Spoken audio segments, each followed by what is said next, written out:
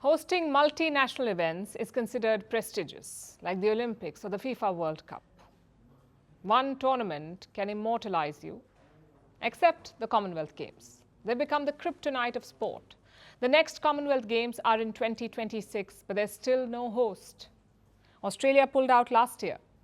They thought the Games would cost around $1.7 billion, but as preparations began, the budget ballooned. It was expected to reach $4 billion, the cost of the Games, $4 billion. So Australia said, no thanks. Since then, the 2026 edition is without a host and the organizers are getting desperate. They have now approached Malaysia. Reports say they're offering the country $120 million. In exchange, Malaysia must host the Games. The talks are in advanced stages, but Malaysia has not agreed yet. And what if they do not? What happens then? Maybe cancel the whole thing. The Commonwealth Games are a glitch in the current world. They were first organized in the 1930s. Back then, they were called the British Empire Games. The idea was to bring together Britain and its colonies to show how united the empire was. Decades later, the name was changed. It became the Commonwealth Games in 1978. Around 70 countries participate today.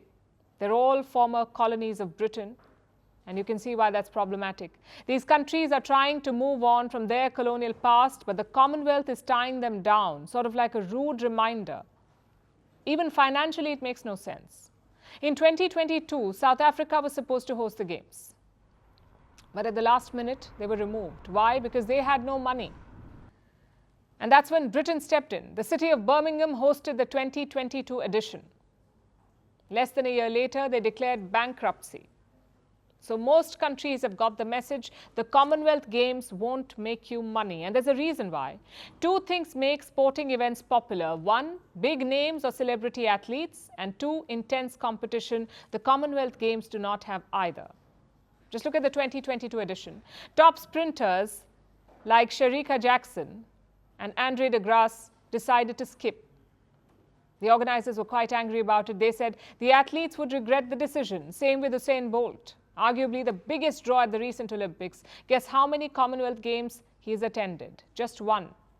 So top athletes tend to stay away, which means less crowd, fewer sponsors and less media coverage. So to recap, the Games have historical stigma. There is little competition, no big names and not much money to be made. So why is it still a thing? Because Britain persists with it. Let's go back to the last edition. When South Africa was removed as host, Buckingham Palace was worried.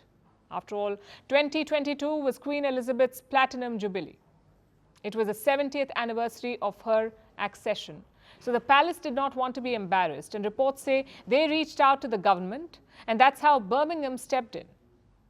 Now, a similar effort is underway. Malaysia is being offered $120 million to host the Games. It tells you how dire the situation is. But is there a way back? Well, a lot depends on India.